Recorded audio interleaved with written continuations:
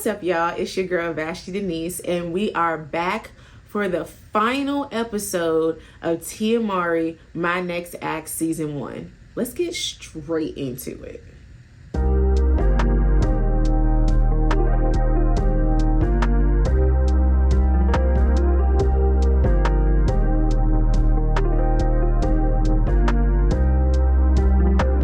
Before we get into it, I just want to thank you guys so much for riding this wave with me. We've been through all 8 episodes of this season. It's been a ride. I apologize for the delay for this final video. I have been under the weather a little bit, but that's neither here nor there. We are back, baby, and we got to talk, okay? This is Season 1, Episode 8 of Tia Mowry, My Next Act, entitled What Happens in Vegas. This is the final few days of their trip in Vegas. We ended with Tia on a girls' trip in Vegas with, her girls. And we are waking up the next day after the Magic Mike fiasco, okay? So next morning, everybody's hungover. Everybody needs water. They need BC powder. They need Pedialyte. They need it all. Okay. And Tia is bright-eyed and bushy-tailed. Okay. She has got all the energy in the world. She's ready to go sightseeing. She's like, guys, let's be a tourist. Let's go. Blah, blah, blah. And everybody's like, where is she getting this energy from? And she literally says, I can drink anyone under a table. Can you, Tia? Can you? I had no clue. I knew that she liked a little glass of wine here and there, whatever, but I had no clue that she was drinking people under the table, okay? We're constantly finding out new things about Tia on this show. That is one thing that I love about reality TV. It really does it's supposed to give you the real, on what's going on. So they oblige her. They go to the Vegas sign and take pictures. And it was just cute. They're just indulging her, letting her have her fun. One thing that she also tells them is that she's having such a great time and she's not even worried about being recognized. That people haven't really been looking at her and recognizing her in that way. And I think that's awesome. Right? Tia has been in the spotlight since she was a child. So I'm pretty sure it's almost too common for her to go to regular places and be pointed out. And, she can't even enjoy herself because everybody's trying to take a picture or get an autograph or even just say like, hey, that's Tia, like, hey girl, So I'm glad that she's able to let her hair down and just enjoy the trip. As a regular person, everybody goes to Vegas to enjoy themselves and to not be scrutinized by their actions. Social media, because y'all been coming for her real hard when it comes to this Vegas trip. Like, y'all acting like she still got a ring on her finger. Calm down. She's divorced fully, okay? Some of y'all went to Vegas when y'all was still very much married and just put y'all ring in y'all pocket. Let's clock it, okay? Don't come for her just because she's finally having a good time. Y'all are too hard on people sometimes. I mean, she's in Vegas. My goodness, let the girl have a good time. That was my little rant. I just felt some type of way because y'all really been going in on social media. But yeah, they go to the Vegas sign, they take their pictures, and they get back to the hotel, and she has arranged for them to get IV drips. Now, like I said, I've only been to Vegas once. Right, and it was for a work trip, but I had a great time. Okay, I enjoyed myself. But when me and my friends get hungover and we drank too much and we've done too much of the da-da-da-da-das, we usually reach for a Pedialyte, a Gatorade, bottle of water, some bread. She had IV drips for everybody. Now, I'm not saying we're definitely not in the same tax bracket. So obviously I don't understand how they move fully, but for it to just be like, oh, let's just get some IV drips real quick.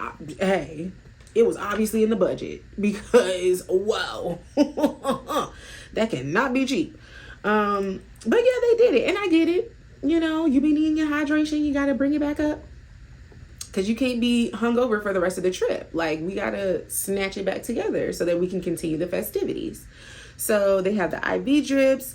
They talk about the scavenger hunt list and the things that are left on the list. It's really cute that they're still keeping this scavenger hunt alive. And I think it's great that they're keeping everybody energetic and involved, right? Like, there's activities that we need to do. So it keeps everyone in the spirit of Vegas, right? Which is great. So they decide to go to the pool. They're all a little cute in their bathing suits and things. They go to the pool and they check off a few more boxes on the scavenger hunt. It's so funny because Tia's like, I'm not a quitter, but I'm gonna do it my way. Her words, okay? And she exactly does that. Like, there's something on the list that says that you have to be kissed by a stranger. She gets a baby to kiss her. Like, someone's holding an infant and she's like, oh my God, that baby's so cute. Can I have a little kiss? And she puts out her cheek and they kiss the cheek. Girl. Now, you knew they was talking about a grown man. You knew what they was talking about on that list. But I'm here for it. I'm here for a good loophole, okay? It didn't say you had to be kissed by a strange man.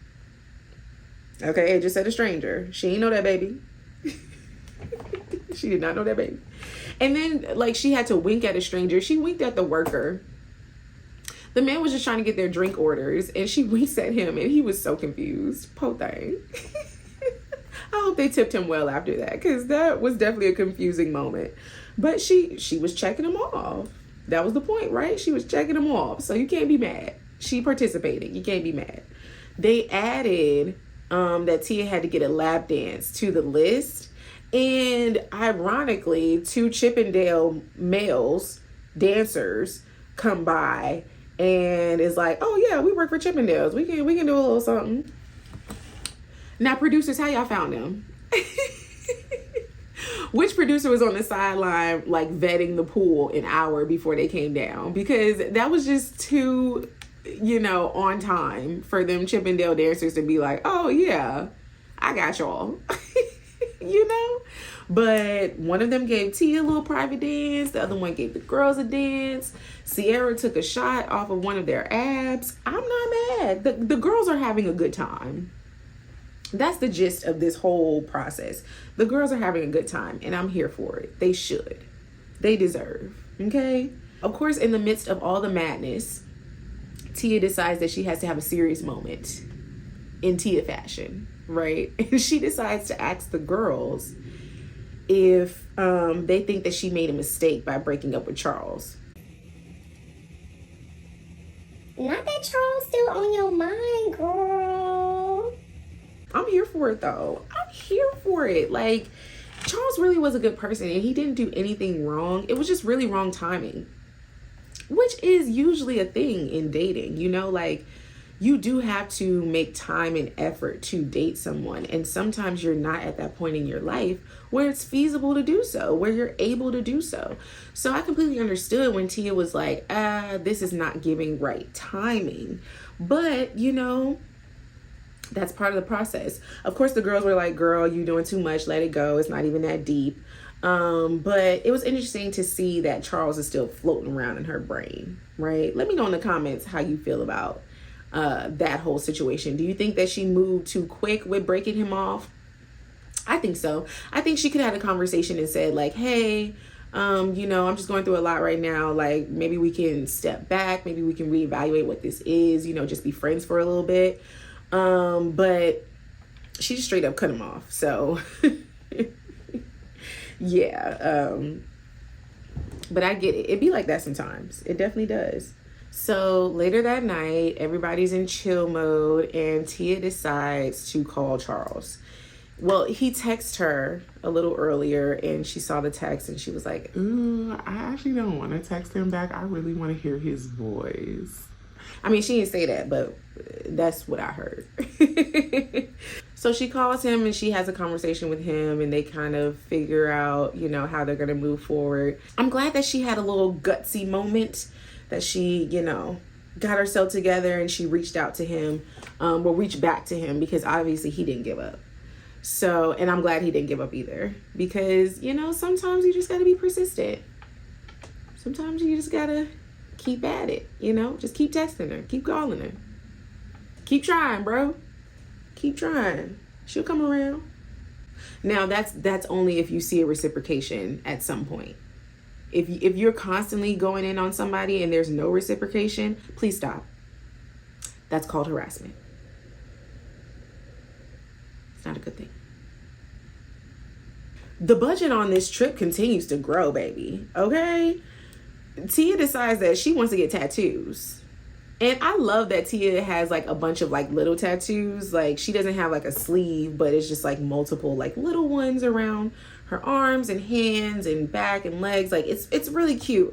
I only have one tattoo, which is a small little cross right here.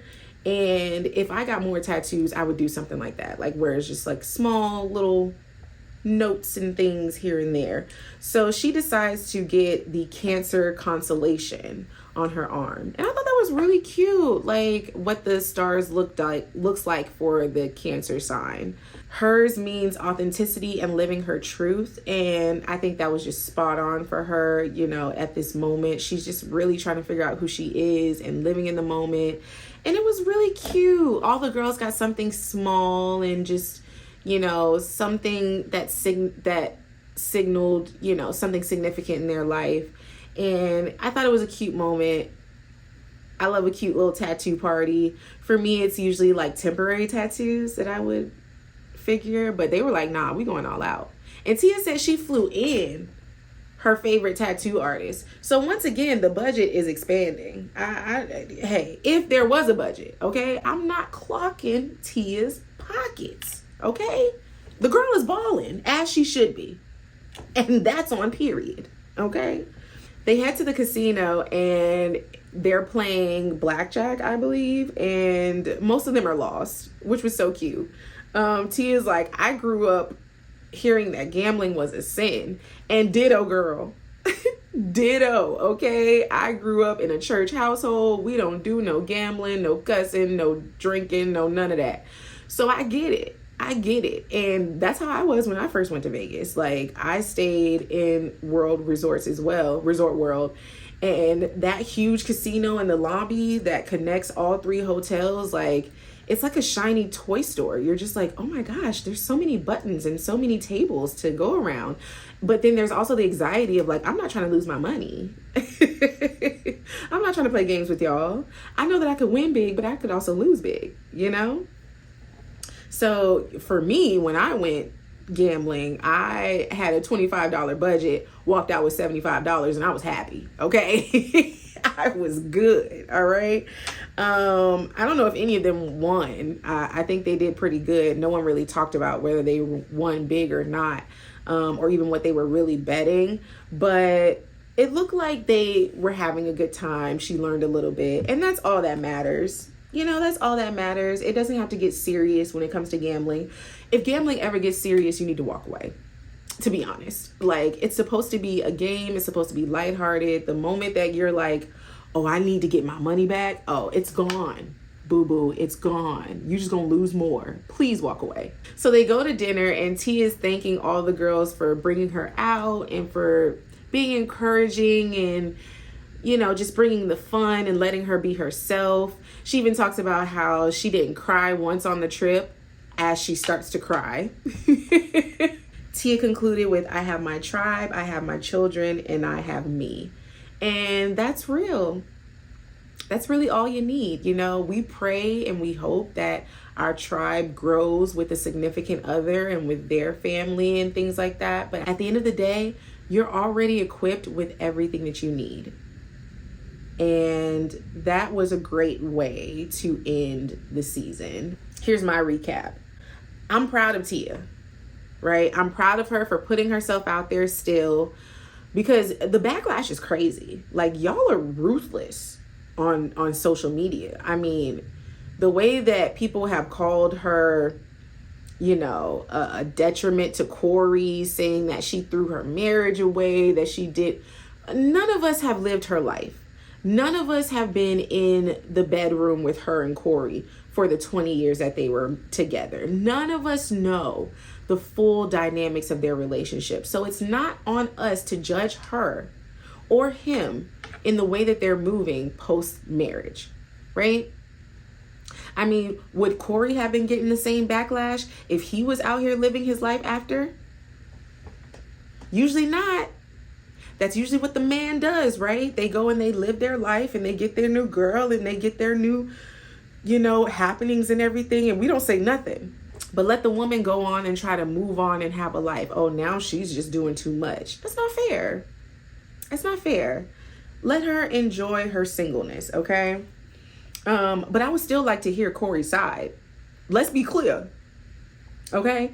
I would still love to hear Corey's side. I need him to do a podcast, an interview, something. I mean, I know that he's a private man, obviously, but you got to say something when your name is just out there like that. He's just letting everybody create their own narratives. I would just love to hear Corey's side, honestly. I do feel that we still need to hear from Tamara, honestly. Her and Tamara need to go on somebody's platform and have a real conversation on what sisterhood looks like, on what twindom looks like, on what their relationship is at the current moment, just to put people at ease. I feel like we're still anxious about what's happening between them, and this show didn't ease any of our anxieties about what's happening in their relationship. So a little tidbit from Tamara would be nice. But I am glad that she has the tribe that she does, that she has the friends that she does, and she's surrounded by people that genuinely love her, and I hope that it continues to grow in that way. Season 2. For what? No, seriously, if you're gonna do a season 2, it better be some digging. All right, we need confessionals from everybody. I love you to death, girl, but if you gonna go in depth, you gotta go in depth. I'm for real. No more of this surface. This was a cute establishing season, but if we're gonna do another one, we need more. And let me know in the comments how you feel. Would you watch another season of this? How do you think the next season would go? Let me know in the comments. But I appreciate you guys watching this with me and with us having conversations throughout the season. It's been amazing. I'm really excited to continue this process. I'm not sure what show I'm going to go to after this. If you have any suggestions as to what you would like to talk about, any shows you would like me to touch on, let me know in the comments, send me a DM. Make sure you like, comment, and subscribe. Turn on your notifications. Thank you so much for watching, and I look forward to the next one. It's your girl, Vashti Denise.